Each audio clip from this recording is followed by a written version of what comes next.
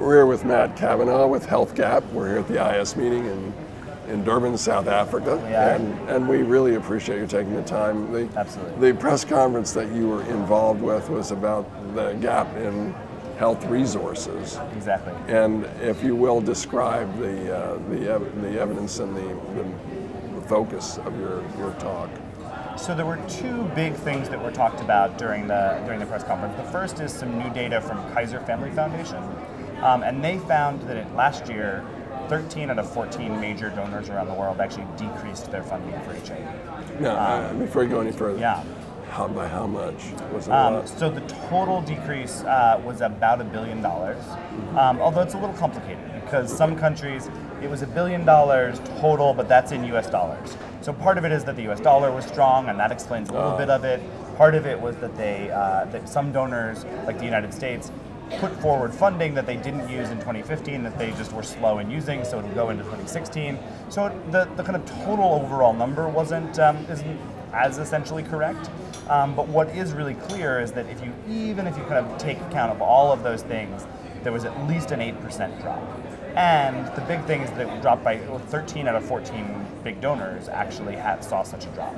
And that's really important because you've got all of this rhetoric around kind of ending AIDS and we're going to be able to do all of these things, and yet you can't with one hand say we're going to end AIDS and on the other hand say, by the way, we're going to cut funding for global AIDS. That's not going to work out that well.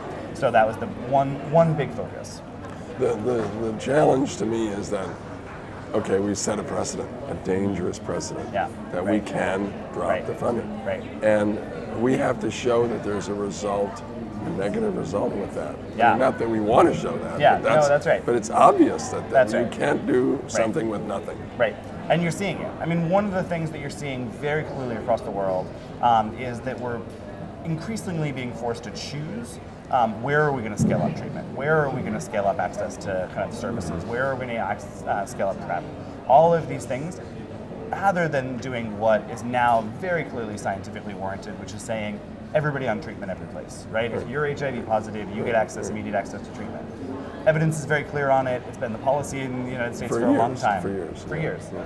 But it's very slowly rolling out in Africa where we are, right? So you're here where in it makes Southern the Africa. most difference. Exactly. Massive, right? So if anywhere, right, you want to be doing treatment as prevention, not Paris, right? It's here in Durban, in KZN, where you've got this hugely high prevalence of HIV, and here we should have rolled out immediate ART years ago, and yet it's been delayed. And it's been delayed largely because of cost worries, right? Not because of science. So you're seeing that. You're also seeing, for example, in a handful of countries where US global AIDS programs that have not been cut, but they've been flatlined for several years, they are running out of money and are not able to do the kinds of things that they want. So instead of saying, okay, we're going to support immediate ART all over the country, they're having to say, well, we'll support immediate ART, we'll support condoms, we'll support these things, but we now have to limit our geographic scope. We're only going to do it in the highest burden areas. Which, if you're going to choose places, you should choose the ones with the highest burden areas. But in a place like Zimbabwe, for example, how do you find a low prevalence area in Zimbabwe? You just don't. So what you're choosing is these, very, very kind of, Sophie's choices, right? Where you're like, well, we'll go to this district and not that district. These are the effects of what's happening because of the kind of, some countries are flatlining, some countries are cutting overall, and it's a big deal. Yeah. So what do we do? I mean, we have our audience here who's looking at the program and saying, is there anything I can do? I mean, it depends upon who they are. If they're obviously in the government, they can hands-on. But if there are people that would have influenced the government as constituents, senators and congressmen and so forth, in the other case, it might be industry that we could inform that they have to dig deeper. Sure, yeah. No, you've got a couple of options, right? I mean, so one thing that kind of was a real clear message of the press conference was that A, the funding is declining, B, the good news on HIV is really good, right? Like the prospects are just really fantastic, and C, there's no inevitability of a funding decline, right?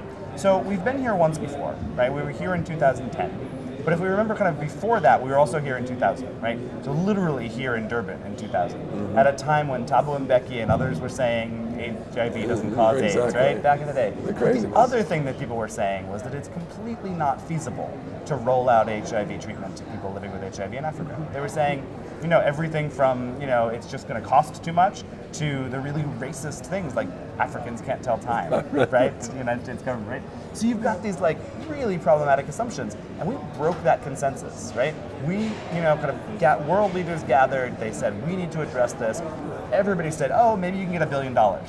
We can get $2 billion, right? And last year, $19 billion was spent on global HIV in low and middle income countries. So we've come a long way, right? And the amount of money that we're talking about is not even $19 billion more, right? What we're talking about is probably 10 or less billion dollars more per year needs to be spent.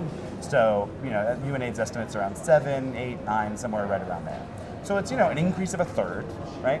And that's actually massively doable. It's a rounding error in the budgets of wealthy countries like the United States.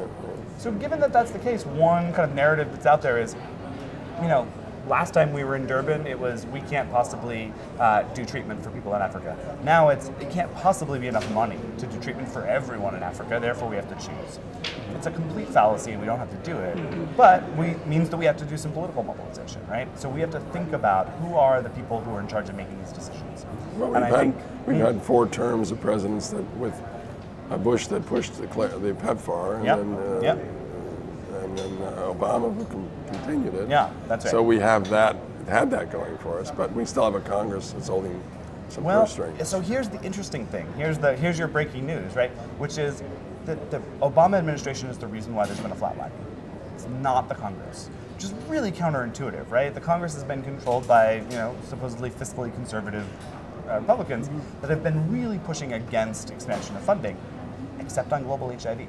So you've got Senator Graham from South Carolina, you've got Senator Rubio from Florida, you've got kind of a variety of Republican senators, plus you've got members of the House like Kay Granger from Texas, all of whom are relatively fiscally conservative, but they get the HIV question, right? They understand that more money is needed. So actually what's happened over the last several years is that the president has put out one budget, and several times Congress has actually given more money than the president asked for global AIDS. This doesn't happen anyplace else, right? So there is a bipartisan consensus, but ironically, it's actually the Obama administration that's actually the barrier here. If they were to ask for $1 billion more, I don't know if they'd get $1 billion more, but they'd probably get some more. Maybe that's why they got it, because they didn't ask for it. This is contrarian attitude. Maybe. I don't know. I'm cynical, but I don't know that I'm that cynical, right? I think that it's a problem actually, and I think one of the things that we're really thinking about as activists who are kind of looking at this from afar is we're saying, okay, we've had the last Obama budget. There will be no more Obama budgets. The next one will be a fill in the blank budget. I have thoughts around who that should be, but regardless, right? We're really hopeful that the next presidential budget will actually be an increase. Because what's happened on global HIV programs is that you've seen, especially in the US, you've seen PEPFAR kind of decline, flatline. It actually dipped for a few years, then it went up a little bit, but it's still not back to where it was in 2012, right? And so given that that's the case, there's a very clear need to kind of put the money back in. What's been happening for the last few years, though, is that they've been digging into reserves. Basically, it's that countries, teams in national countries that have PEPFAR or U.S. funding have been kind of digging in and saying, we used to hold 12 months of funding just in case something happened. Then we held 8 months of funding. Then we held 6 months of funding.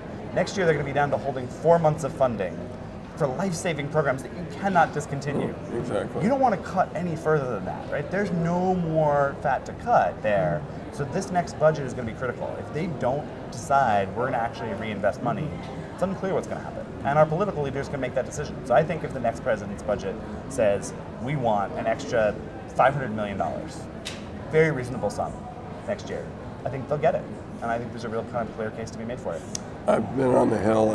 I've visited every single office on the Hill, and I do know that especially the newbies coming in, the ones in the top floors that don't really have a halfway decent place to live, are very receptive to conversations and to be enlightened. I don't consider myself a lobbyist. I'm an informer, and I always manage to represent people from their constituency. So it's a logical reason I'd be there.